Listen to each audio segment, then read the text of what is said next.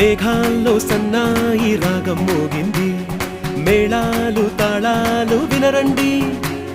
సిరికి శ్రీహరికి కళ్యాణం కానుంది, శ్రీరస్తు శుభమస్తు అనరండి.